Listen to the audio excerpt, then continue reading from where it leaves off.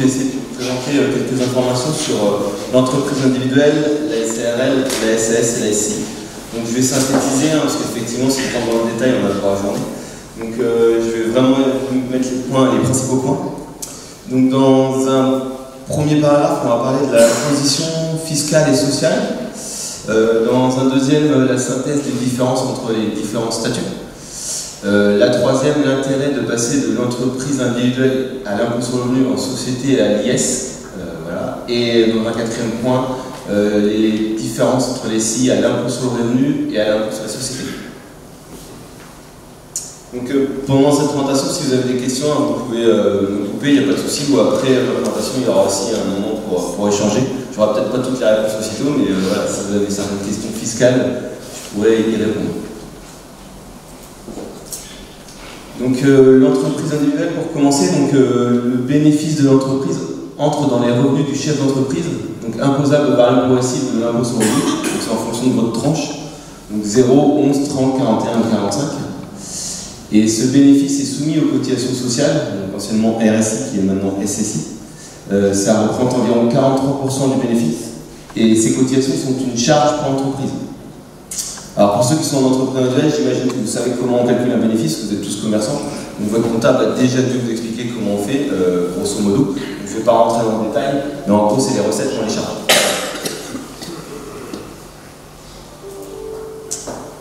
Concernant la SARL à l'impôt sur la société, donc là le bénéfice de la société est soumis à l'impôt sur la société. Donc il y a 15% jusqu'à 42 500 € de bénéfice. Et au-delà de ce bénéfice, c'est taxé à 25%. Le gérant de la SARL perçoit une rémunération, donc qui est une charge pour la société.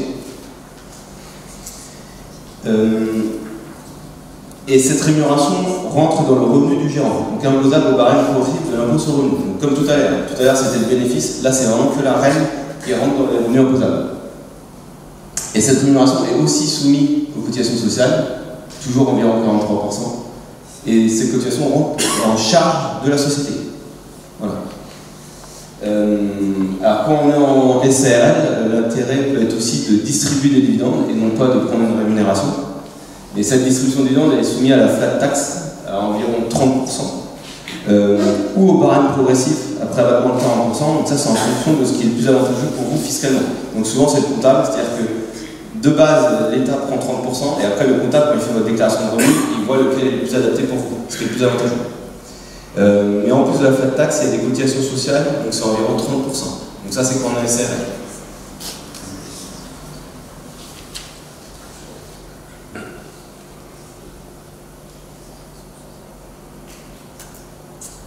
Et donc là, SAS à l'IS, c'est grosso modo le même fonctionnement que la SARL, mais il y a un point de différence, c'est justement la distribution de dividendes.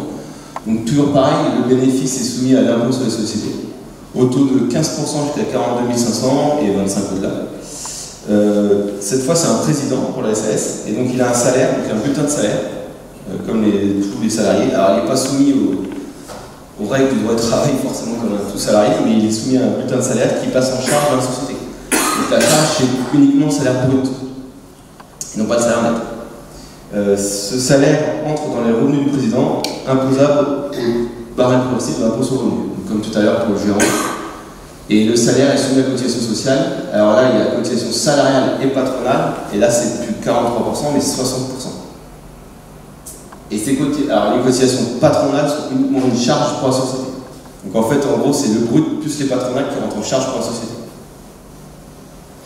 Et là, donc, le point de différence avec la SARL, c'est que les distributions de dividendes sont soumises aussi à la flat tax, donc taux de 30%, au barème progressif, encore une fois, mais il n'y a pas de cotisation sociale. Donc en gros, vous ne cotisez pas sur vos distributions quand vous êtes en SAS. Donc c'est là le gros point de différence entre la SARL et la SAS. Si vous faites le choix de la SAS, c'est que vous décidez de moins cotiser, donc, notamment pour la retraite. Donc c'est ça la différence entre les deux statuts. Alors, une des différences.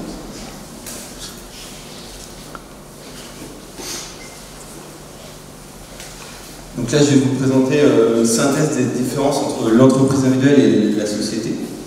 Donc l'entreprise individuelle, elle n'a pas de personnalité morale. On peut en avoir qu'une seule. Alors que la société, elle a une structure, elle a une personnalité morale, on peut en avoir plusieurs, et on peut être plusieurs associés. Concernant l'entreprise individuelle, depuis la loi du 15 mai 2022, le patrimoine personnel de l'entrepreneur individuel est de plein droit séparé de son patrimoine professionnel, ce qui n'était pas le cas avant. Donc là, en gros, pour schématiser, votre maison, elle est protégée quand vous êtes entrepreneur individuel maintenant, ce qui n'était pas le cas avant. En cas de dépôt de bilan, bien sûr. Et pour la société, la responsabilité est dite limitée, c'est-à-dire qu'en cas de dépôt de bilan, vous ne perdez que vos apports, donc le capital que vous avez emmené et l'argent que vous avez emmené en courant d'associé. En entrepreneur individuel, le chef d'entreprise exerce son activité en son nom propre. Il est libre d'agir et prendre des décisions car seul représentant. Alors qu'en société, vous devez respecter un certain formalisme dans la prise de certaines décisions. Donc il faut faire des PV d'AG, voilà, il faut tenir un registre. Par contre, vous avez la possibilité de faire entrer de nouveaux associés. Et s'il y a plusieurs associés, certaines décisions doivent être prises ensemble, ce qui peut entraîner des difficultés. C'est-à-dire que vous êtes avec quelqu'un. Grosso modo, souvent j'ai tendance à dire qu'une société, c'est un mariage. C'est-à-dire que quand vous êtes plusieurs, il faut bien s'entendre. Et l'entreprise individuelle, enfin, c'est une création simple et rapide, peu coûteuse. Juste pour information, s'il y en a qui sont concernés, parfois le conjoint est collaborateur. Alors ce statut n'est valable que 5 ans maintenant. Après, vous êtes obligé de passer salarié. Et pour la société, c'est une création plus complexe, plus longue et plus coûteuse, parce qu'il faut rédiger des statuts et souvent passer par un avocat.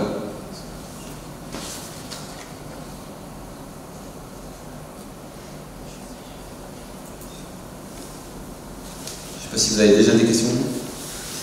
Tout ça en clair. Donc là, on va avoir un point qui peut vous intéresser si vous êtes en entreprise individuelle et vous posez la question de pourquoi pas passer en société. C'est une question qu'on a souvent en tant que comptable. Je vais faire quelques points, effectivement, il n'y a pas tout, hein, mais les plus importants. Donc en entreprise individuelle, on subit les variations du résultat d'une année sur l'autre. Alors qu'en société, on peut lisser la rémunération et les cotisations sociales. La société peut donc permettre de mieux piloter son patrimoine financier. Comme je vous l'ai expliqué tout à l'heure, quand en société, on décide de sa rémunération, donc on décide de sa fiscalité et de ses cotisations sociales. Alors qu'en entreprise, le comptable il vous dit c'est temps, on ne peut pas trop y toucher. C'est ça et c'est pas autre chose. Donc l'entreprise individuelle est un statut qui est capitalisé sur le long terme, en payant des impôts tout au long de l'activité. Le principal profit intervient au moment de la vente, parce que sous certaines conditions, votre plus-value peut être exonérée. Alors bien sûr, il faut du bénéfice pour payer des impôts, mais le but c'est ça. Alors qu'en société, la fiscalité est importante lors de la vente et de la récupération des capitaux par les associés. C'est surtout à la fin, quand on vend et qu'on veut tout liquider, qu'on paye une grosse partie d'impôts. Autre intérêt qui peut être intéressant pour vous ici à lire, c'est que quand vous êtes en entreprise individuelle, vous pouvez passer en société, ce qui pourrait vous permettre de bénéficier d'une exonération d'impôts. Alors, c'est ZRR. Avant, depuis le 1er juillet, c'est ZFRR. Donc en gros, vire tout le bassin, on est quasiment tous concernés. Donc c'est une exonération d'impôt. Donc là, je vous laisse vous rapprocher de votre comptable parce que si je commence à me rentrer dans les détails, je vais vous perdre, si ce n'est pas déjà fait. Donc la ZRR, c'est très compliqué, il y a beaucoup de conditions. Mais grosso modo, c'est un schéma qui peut être utilisé pour. Donc c'est 5 ans d'exonération pour schématiser. On ne paye pas d'impôt pendant 5 ans, plus 3 ans dégressifs. Donc 75% la 6e année, 50% la 7e année et 25% la 8e année. Donc c'est un gros gain qui est intéressant. Alors normalement c'est pour tous les créateurs qui arrivent sur VIR, sous condition. Mais il faut savoir que quand vous êtes en entreprise et que vous passez pour la première fois en société, ce schéma marche aussi. Voilà. Donc là je vous laisse vous rapprocher de votre comptable pour voir si vous rentrez dans les conditions, parce qu'il faut avoir plusieurs conditions, il ne faut pas avoir de holding et puis voilà, il faut voir ce que vous avez fait avant.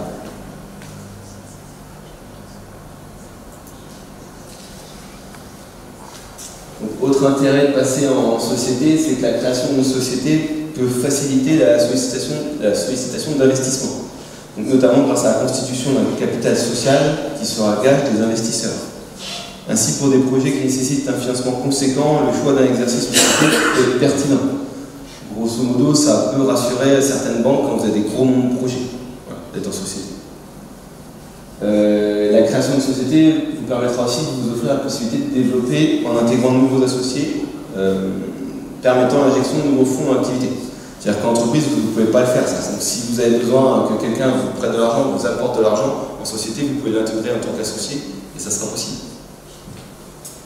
Le gérant a aussi la possibilité de céder ses droits sociaux de manière progressive, ce qui peut faciliter la transmission. Donc ça peut être le cas, justement, quand on est en famille, d'intégrer les enfants petit à petit, au lieu de donner 100% d'un coup, il peut prendre 20%, 40%.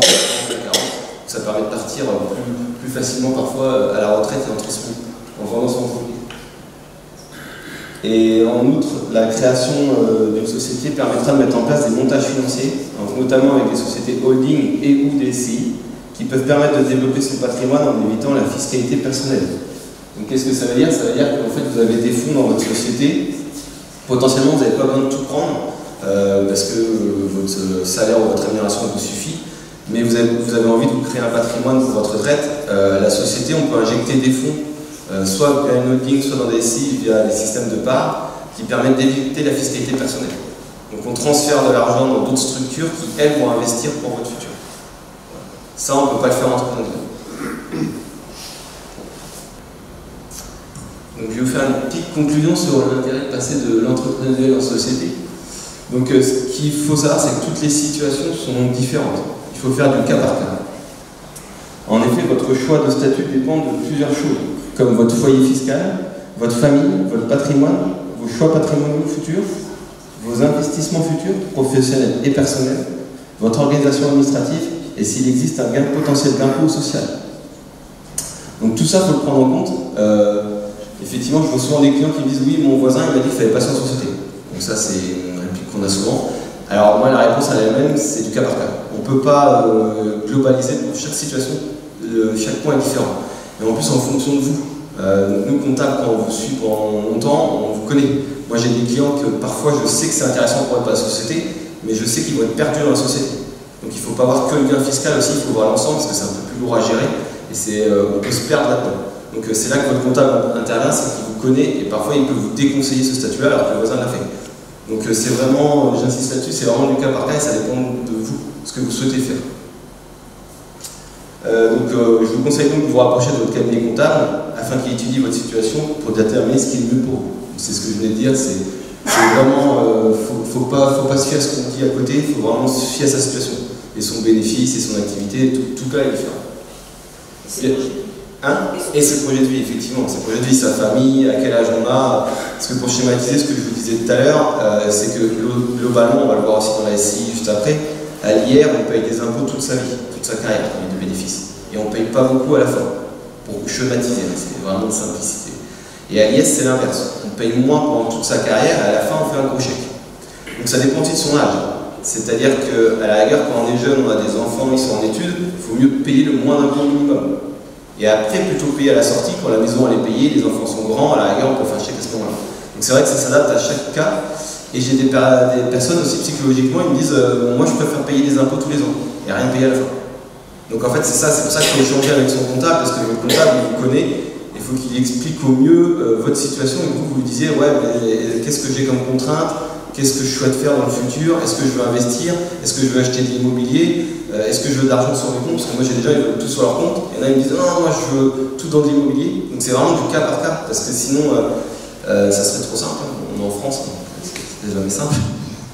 Donc effectivement, il faut vraiment raisonner individuel, et sa famille, aussi son conjoint, ce qu'il veut faire, est-ce qu'il veut créer aussi une activité, est-ce que vous avez des associés, est-ce que vous voulez transmettre à vos enfants. Donc tout ça, ça rentre, donc c'est pour ça qu'il faut vraiment échanger avec son comptable pour voir point par point, et à la fin, le comptable, il vous conseille, c'est pas lui qui prend la décision, effectivement c'est vous, vous êtes chef d'entreprise, donc c'est à vous de prendre la décision.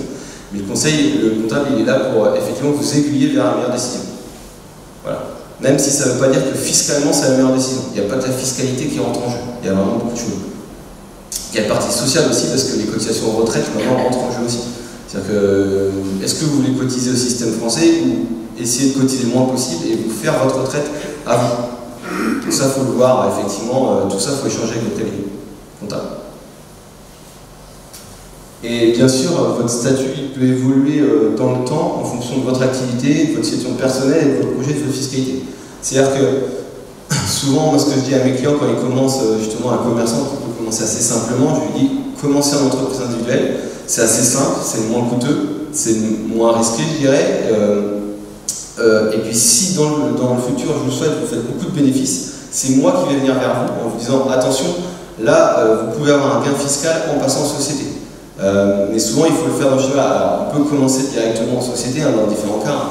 Tout ce que je dis, effectivement, il y a des exceptions. C'est comme la langue française. Il y a un règle, il y a des exceptions derrière. Mais effectivement, souvent, c'est bien de commencer simple. Si on est tout seul et qu'on a un commerce assez simple, et après de passer en société en fonction de l'évolution de votre famille et l'évolution de votre activité. Parce qu'on le sait, nous, en tant que comptable, à partir d'un certain bénéfice, il est plus avantageux de passer en société, notamment avec vos tranches d'impôts. Quand on arrive à des tranches d'impôts supérieures à 30%, il est plus intéressant d'être à l'IS parce qu'on sait qu'on peut être bloqué à 30% grâce à la flat tax. Voilà. Donc ça, vraiment, il faut le voir avec votre comptable et il faut le voir tout au long de votre activité. Il faut à chaque fois refaire le point avec lui régulièrement.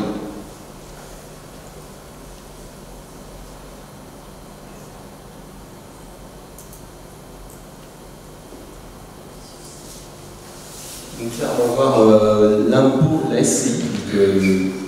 La SCI, c'est quand on achète des biens immobiliers, hein, souvent.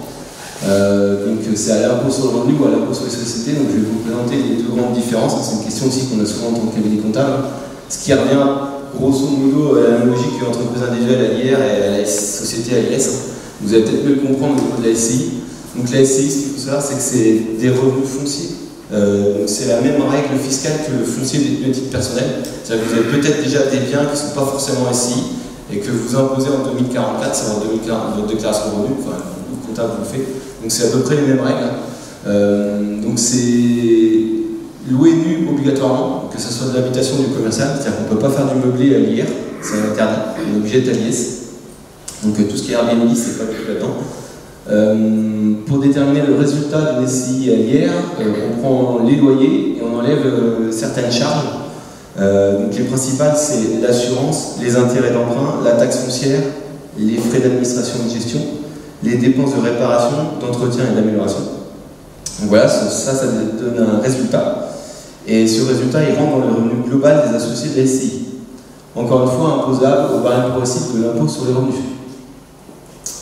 En plus, il faut rajouter les prélèvements sociaux soumis au taux de 17,2, donc la CSG, qui est à peu près partout en France. Et en cas de revente du bien, donc à la fin, la plus-value est égale à la différence entre le prix de vente et le prix d'achat. Cette plus-value, elle est exonérée d'impôt au bout de 22 ans de détention et exonérée de CSG au bout de 30 ans de détention. C'est-à-dire que globalement, à la fin, si vous faites une plus-value après 30 ans, il n'y a plus d'impôt. Et la trésorerie disponible de la SCI peut être distribuée aux associés sans impôt supplémentaire. Pourquoi je dis ça? C'est parce que vous avez déjà payé l'impôt dans le résultat tous les ans. Mais vous ne voulez pas forcément récupérer tous les ans parce que potentiellement il y a un emprunt. Mais on peut prendre l'argent sans impôt supplémentaire n'importe quand dans la SCI à l'impôt sur le revenu.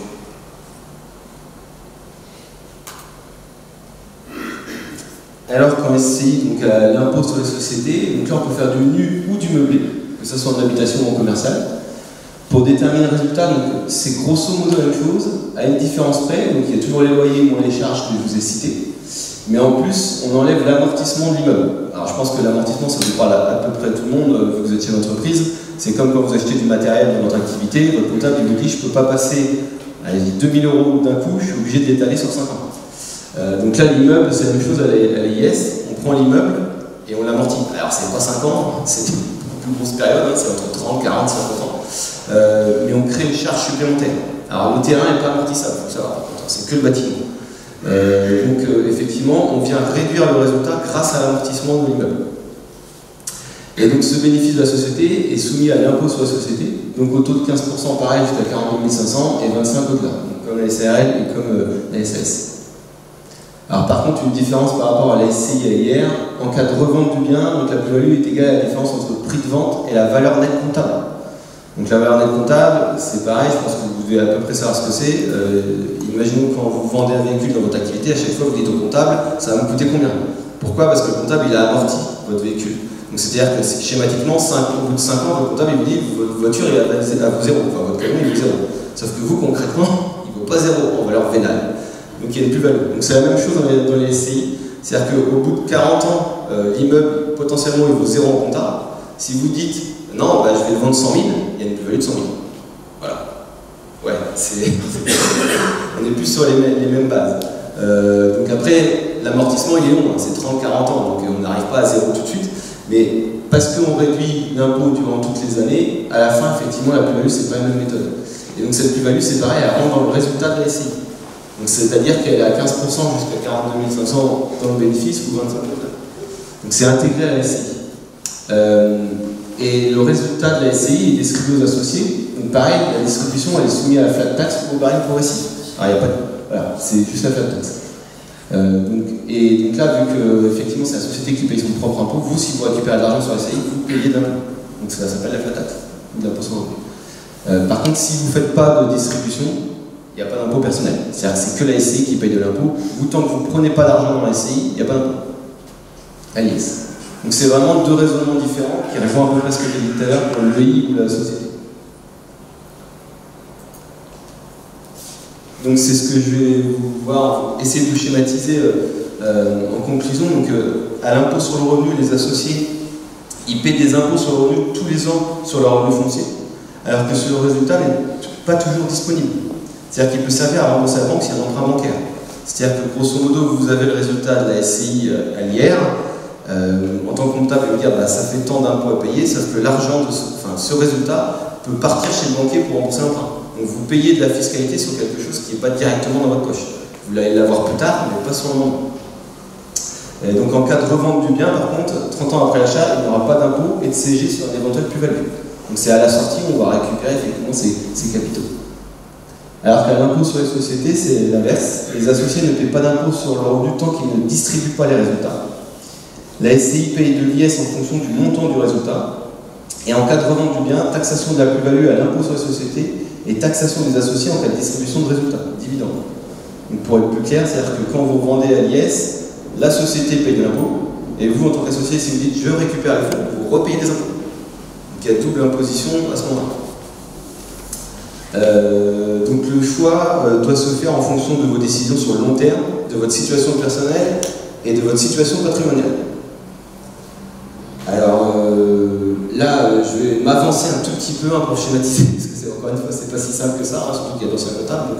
Mais si votre but est de louer et de revendre au bout de 20 ou 30 ans afin d'obtenir un capital, l'IR est a priori la plus avantageuse. A priori, parce que c'est encore une fois, c'est du cas par cas. Par contre, si en revanche votre but est de louer et de garder le bien, voire de le transmettre à vos enfants, donc potentiellement par des démembrements de parts, donc là je vous laisse aller voir un avocat ou un notaire, afin d'obtenir une rente, alors l'IS est a priori le plus avantageux. Donc, encore une fois, il faut faire du cas par cas. Il est nécessaire de faire une étude qui devra prendre en compte les projets, les montants d'investissement, votre situation fiscale et familiale et vos objectifs recherchés. Donc, qu'est-ce que ça veut dire? Ça veut dire la même chose que tout à l'heure. Vous allez dire, ils sont du pas à chaque fois, mais il faut aller voir encore une fois votre cabinet comptable, non pas pour qu'on vous prenne des honoraires, attention, mais pour vous conseiller au mieux, parce qu'en fait, ça dépend encore une fois de personne. Alors nous, on a plusieurs logiciels qui permettent justement de simuler tout ça. Donc à l'IR, à l'IS sur 20, 30 ans, pour voir ce que ça fait en termes de trésorerie, ce qui vous convient le mieux. Mais ça dépend de vos choix. J'ai des clients, ils me disent pareil, on veut payer de l'impôt tous les ans et avoir un gros montant à la sortie, voilà, à la retraite. Et d'autres qui me disent non, moi je ne veux rien payer, je verrai à la fin, on verra ce qui se passe. Donc là, encore une fois, c'est à nous de vous conseiller pour vous dire, bah, en fonction de vous, ce que vous souhaitez, on peut faire ça. Et en fonction de comment vous voulez envisager la retraite. Est-ce que vous voulez vous faire un capital? Est-ce que vous cotisez au système d'État ou alors vous faire un patrimoine immobilier? Est-ce que vous voulez injecter vos enfants aussi dedans pour qu'ils aient des parts potentiellement et leur faire une donation? Donc tout ça, ça rentre en compte. Donc on ne peut pas dire, encore une fois, ça c'est mieux pour vous ou pas pour vous, en fonction, si on ne connaît pas votre situation. Voilà. Il faut vraiment faire une étude complète pour au maximum vous conseiller le mieux possible.